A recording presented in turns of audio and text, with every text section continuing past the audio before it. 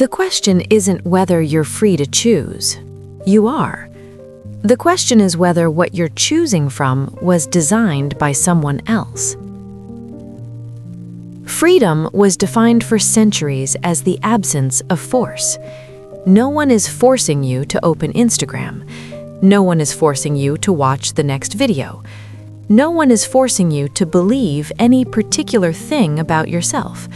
But the framework that produced that definition, absence of coercion equals freedom, was built in a world where the option set wasn't engineered before you arrived, where your preferences weren't being actively shaped before you formed them, and where your behavior wasn't recorded, processed, and sold as raw material for targeting your future choices. Those assumptions were once reasonable. They are no longer the conditions under which you make decisions. What we're exploring today is whether that definition, adequate for its time, is adequate for this one. Not as philosophy for its own sake, as a structural question about what's actually happening to the conditions under which you choose. Here's what this looks like in practice. Two people open Google and search the same query, say, immigration policy. One receives news articles covering multiple perspectives. The other receives content that confirms what their behavioral history predicted they'd want. Same query, different realities. Neither was told this happened. By 2022, the global digital advertising market, search, social media, and algorithmic recommendation combined, had reached approximately $556 billion, according to Group M's annual global advertising forecast. Group M is itself part of WPP, the world's largest advertising holding group, so this is industry self-reporting, and the figure should be read with that in mind. Even discounted for source bias, the order of magnitude is not in dispute. This is the primary business, not a side effect. In 2018, Cambridge Analytica used behavioral data from approximately 87 million Facebook profiles to deliver personality-matched political messaging to specific individuals. The scale was later confirmed in Facebook's congressional testimony and documented by The Guardian's investigative reporting. The scandal was that it had happened at all. A 2024 study published in PANS Nexus, a journal of the National Academy of Sciences, found that political messages personalized to individuals' Big Five personality profiles are measurably more persuasive than non-personalized versions. The effect was replicated across 4 experiments, with samples ranging from 440 to over 800 participants each. The same paper demonstrated that large language models can now generate those personalized messages automatically, without teams of data scientists, without a consulting contract. Which raises a question worth sitting with. If the message that changed your mind was built specifically for your psychological profile, is the resulting opinion yours? 3 things need to be established. First, what the classical definition of freedom assumed when it was constructed. Second, the 3 specific mechanisms by which those assumptions have been removed. Third, why removing all 3 simultaneously is different from removing any one. The dominant tradition in Western political thought defines freedom as negative liberty. You are free when no external agent prevents your choices by force or threat. Locke, Mill, Kant, freedom at its core is the absence of coercion. If you chose it without being forced and you weren't deceived, the choice was yours. This definition wasn't arbitrary. It was built to address the most visible threats of its era: state violence, legal compulsion, explicit manipulation. For those threats, it remains a useful framework. But it makes 3 foundational assumptions: so obvious to its authors that they were never stated explicitly. First, the option set, the menu of choices available to you, is roughly neutral. It wasn't pre-selected by an entity with interests that diverge from yours before you arrived at it. Second, your preferences, what you want, what you value, what you believe, were formed through something that could reasonably be called your own reflection. They weren't systematically shaped before you consciously held them. Third, your behavior under observation doesn't structurally differ from your behavior when unobserved. The act of being watched doesn't modify the act of choosing. These three assumptions held, imperfectly, approximately, for most of human history. They no longer reliably hold across the full range of daily decisions in digital environments. And that's not a rhetorical move. It's an empirical claim with documented mechanisms. Every digital platform you use has already made choices before you arrived. Your notification permissions default to yes. Your privacy settings default to share. Your content feed defaults to whatever order maximizes time on platform. Your search results default to personalization. These aren't neutral starting positions.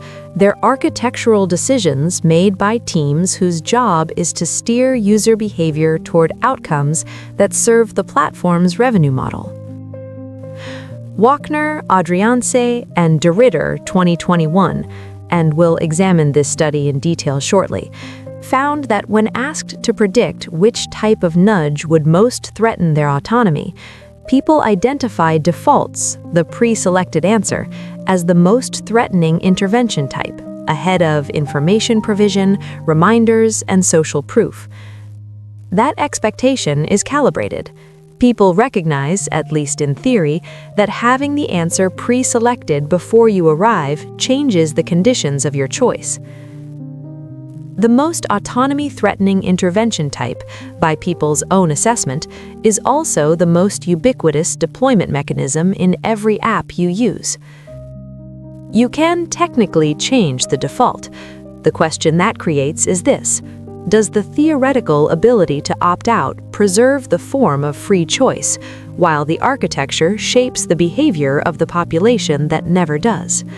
And, as we're about to see, there's a finding about what happens when people stop anticipating and start actually experiencing that pre-selected answer. This is the deeper mechanism, and it requires a distinction the absence of coercion framework doesn't make. Shoshana Zuboff at Harvard Business School documented a specific economic logic that emerged in digital platforms in the early 2000s. She named it surveillance capitalism, and the name points to something precise. Surveillance capitalism doesn't just collect behavioral data to understand you better or personalize your experience. It collects behavioral data to produce predictions about your future behavior, which are sold as commodities to third parties: advertisers, political campaigns, insurers, employers. But Zuboff identified a further step that tends to receive less attention. She called it economies of action. The system doesn't stop at prediction, it advances to production, systems that tune, herd, and condition behavior with cues, rewards, and framing that move users toward the behavioral outcomes the third party has purchased. The preference itself, not just the execution of a preference you already held, becomes the target. The philosopher Harry Frankfurt gave us a useful frame for why this matters. He argued that what makes a choice authentically yours is the alignment between first-order desires, what you want, and second-order desires, what you want to want. A choice is yours when you endorse the want behind it upon reflection. When a system intervenes in first-order desire formation, shaping what you want before you consciously want it through curated information environments, personalized emotional triggers, and reward structures optimized for behavioral outcomes. The question of whether your second-order desires remain intact becomes genuinely open. You chose, but the want that preceded the choice was partially assembled in an environment engineered for someone else's outcome. One complication worth naming here before moving forward: this mechanism is not uniformly harmful, and saying so without qualification would misrepresent the evidence. For some people, algorithmic discovery has expanded autonomy rather than constrained it. LGBTQ+ adolescents in hostile environments who found communities they couldn't access offline. People geographically isolated from intellectual or social worlds that matched them. Marginalized groups whose offline options were heavily restricted by cultural surveillance or economic barriers. For those people, the same algorithmic systems we're analyzing have sometimes provided access that genuinely increased their real range of choices. What distinguishes harmful from beneficial cases isn't the existence of algorithmic curation. It's whether the system optimizes for the user's own expressed goals or for third-party behavioral outcomes, and whether the user has any genuine alternative route to the same expansion of options. Both of those conditions matter. In 1975, Michel Foucault analyzed a concept from Jeremy Bentham's 18th-century prison architecture. Bentham's panopticon was a scheme for a prison where a central guard tower could observe any cell at any time, but inmates couldn't know when observation was actually occurring. The functional consequence: inmates who might be watched at any moment behaved as if always watched. No coercion required. The possibility of surveillance was sufficient to produce self-regulating behavior. Foucault's insight was that this was a general technology of power, not unique to prisons. Any institution creating the possibility of continuous observation produces docile, self-disciplining subjects. The prisoner becomes their own guard. Digital surveillance is structurally similar, with one critical difference worth naming precisely. Foucault's panopticon requires awareness of possible observation. You have to know the guard tower exists for it to produce self-monitoring behavior. Modern behavioral data collection is substantially invisible. You may not know at any given moment which behavioral data is being collected, which profile is being updated, which targeting model is being refined, or how comprehensively your behavioral history has been assembled across platforms. The behavioral modification, the chilling effect, can operate below the threshold of deliberate self-reflection. That asymmetry is worth sitting with. The panopticon you know about produces conscious self-monitoring. The panopticon you don't know about may produce behavioral modification without the intermediary of self-reflection at all. The option set was engineered before you arrived. The preferences you bring to that option set have been partially shaped by systems optimizing for third-party behavioral outcomes. And your behavior under observation is modified, sometimes without awareness, before you consciously deliberate. The classical definition of freedom, absence of coercion, is intact across all three mechanisms. No one forced anything. But here's what's worth noting about the current moment specifically. Humans have always been shaped by their environments, by family, culture, religion, peer groups, institutions.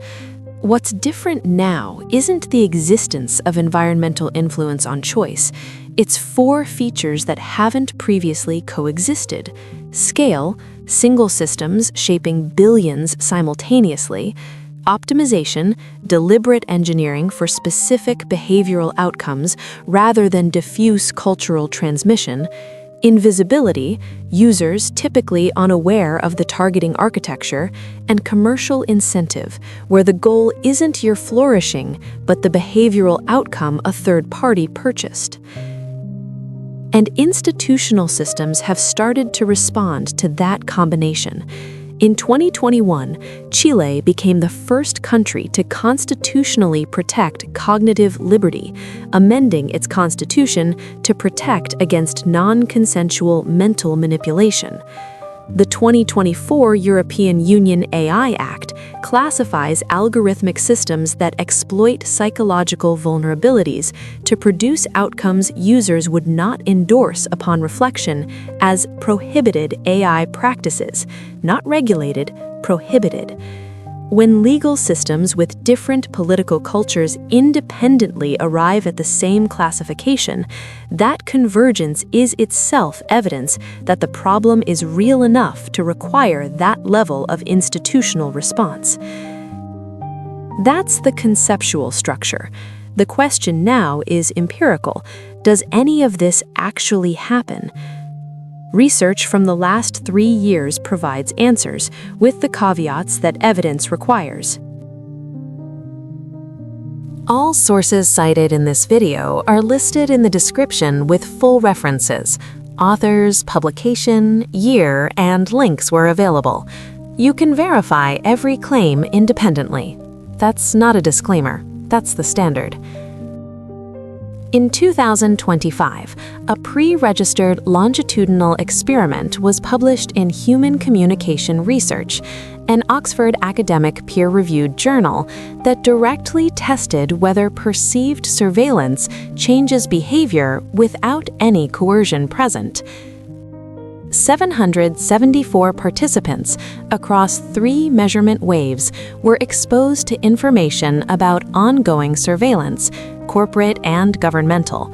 Researchers then measured perceived data valence, the subjective sense of being tracked, and downstream behavioral outcomes, inhibited online activities, privacy resignation, and increased critical awareness. The design was pre-registered, meaning hypotheses and analysis plans were specified before data collection began. The finding: perceived surveillance was associated with behavioral inhibition. People reduced legitimate, legal online activities when they felt watched.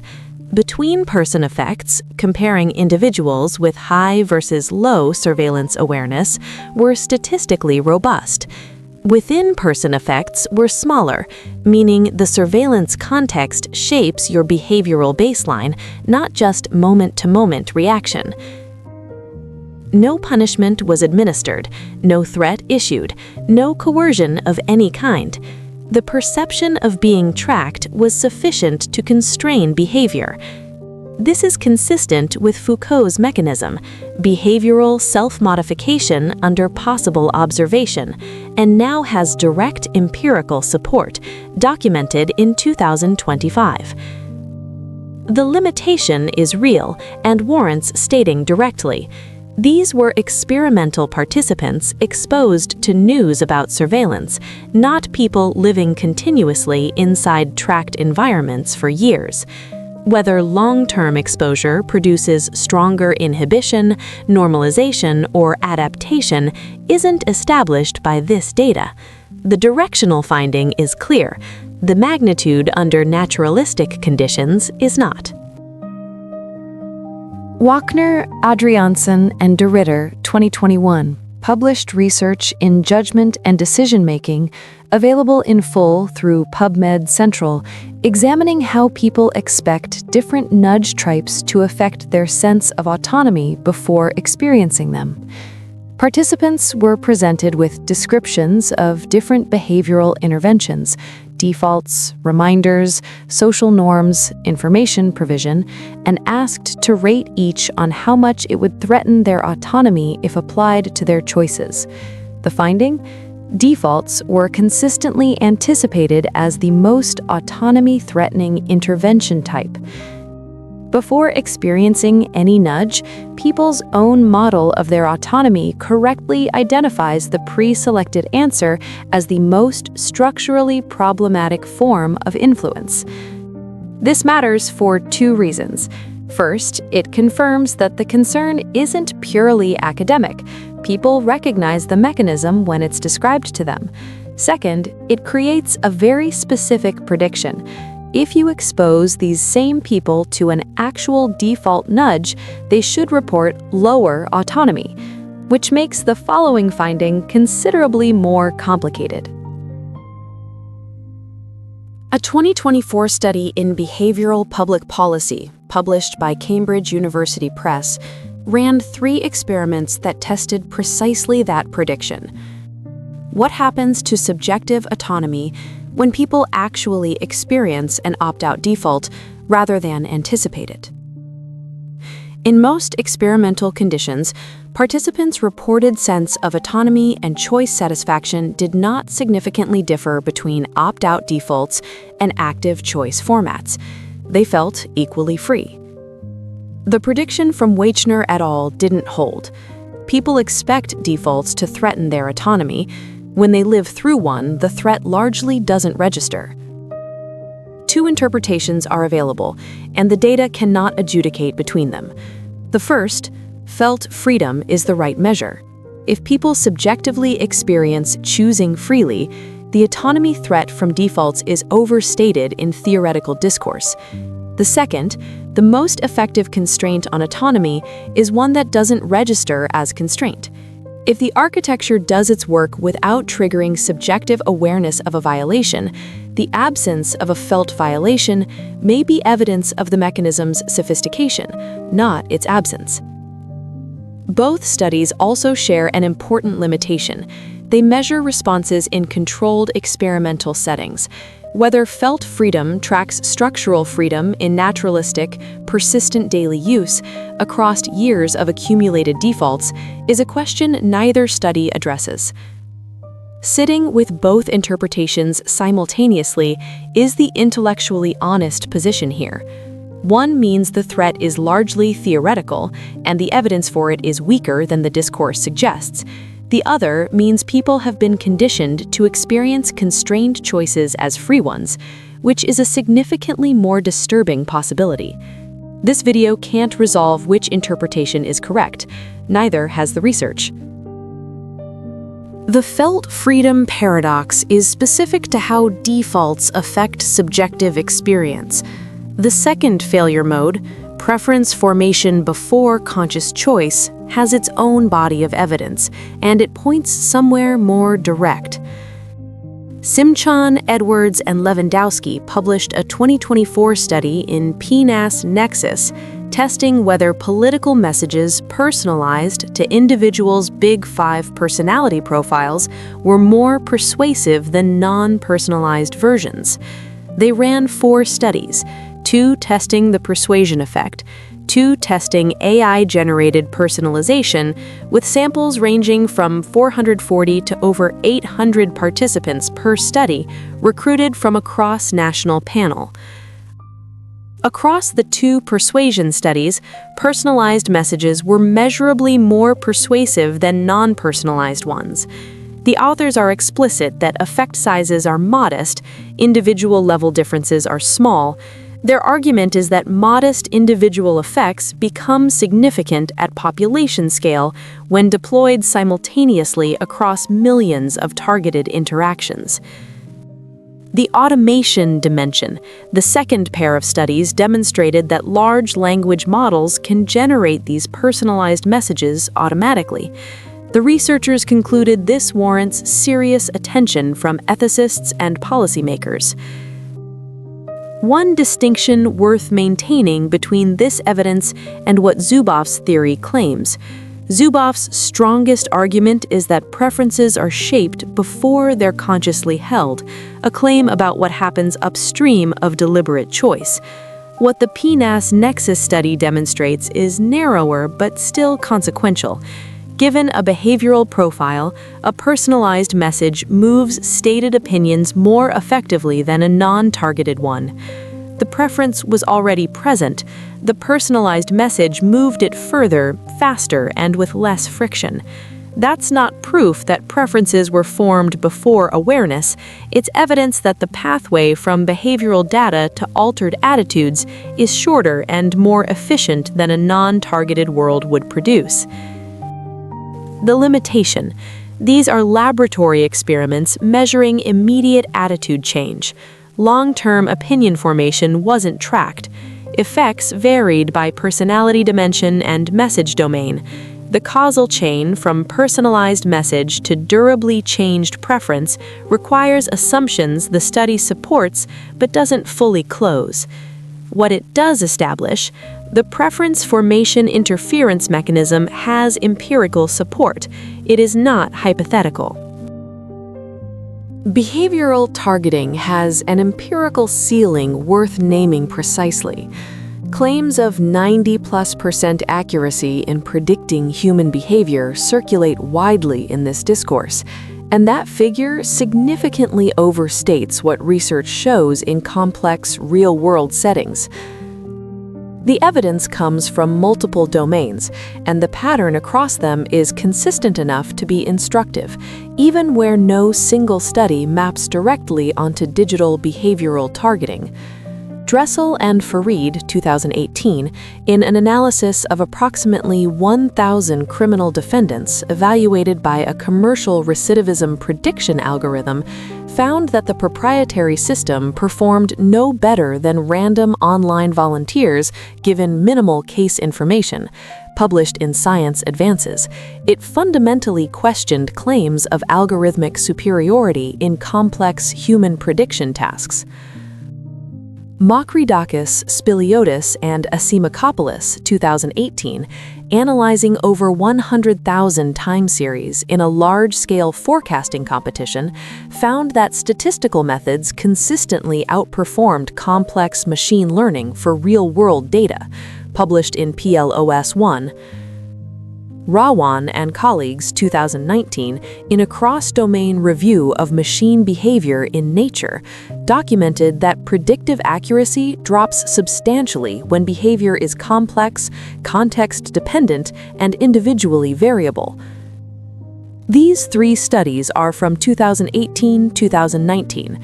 The field has continued generating evidence since then, and the core finding that prediction accuracy in controlled settings overstates real-world performance on complex human behavior has not been substantially revised by subsequent research. The 90+% accuracy figure comes from controlled experimental settings where behavior is highly constrained and simple. Your daily choices are more complex. Your individual next decision retains genuine stochasticity. This doesn't dissolve the concern, it reshapes it. Behavioral targeting doesn't require predicting you specifically with certainty. It requires predicting people like you reliably enough that population-level behavioral effects are commercially or politically useful. You retain individual variance. The question is whether that remaining variance is what we mean by autonomy, and whether it's structurally protected or merely tolerated as a statistical residual. Here's what we don't know. What percentage of your daily choices are authentically yours versus algorithmically conditioned? No methodology currently exists to answer this. To answer it, you'd need a behavioral baseline, how you would choose in the absence of tracked environments. That baseline doesn't exist. You've been inside these systems for years. You cannot isolate the algorithmic contribute from family, culture, peers, economic structure, and neurochemistry operating simultaneously. And you would need to operationalize authentically your choice in a way that philosophers have not agreed on since Kant first formalized the question. The honest position, the mechanisms documented here are real. The empirical evidence that they interfere with classical conditions for autonomous choice is substantial. The central question this video opened with, what percentage of your choices are genuinely yours, is currently not empirically answerable. That isn't a rhetorical pause before a conclusion. That is the conclusion, as far as the evidence extends. So here's what the evidence shows and what it doesn't. Perceived surveillance demonstrably inhibits behavior without coercion, consistent with Foucault's mechanism and now with direct empirical support. Default choice architectures are identified by people themselves as the most autonomy-constraining intervention type, yet when actually experienced, that constraint largely doesn't register subjectively, deepening the question of whether felt freedom and structural freedom are measuring the same thing. Personalized behavioral targeting demonstrably increases persuasion effectiveness at population scale, and AI has automated its deployment.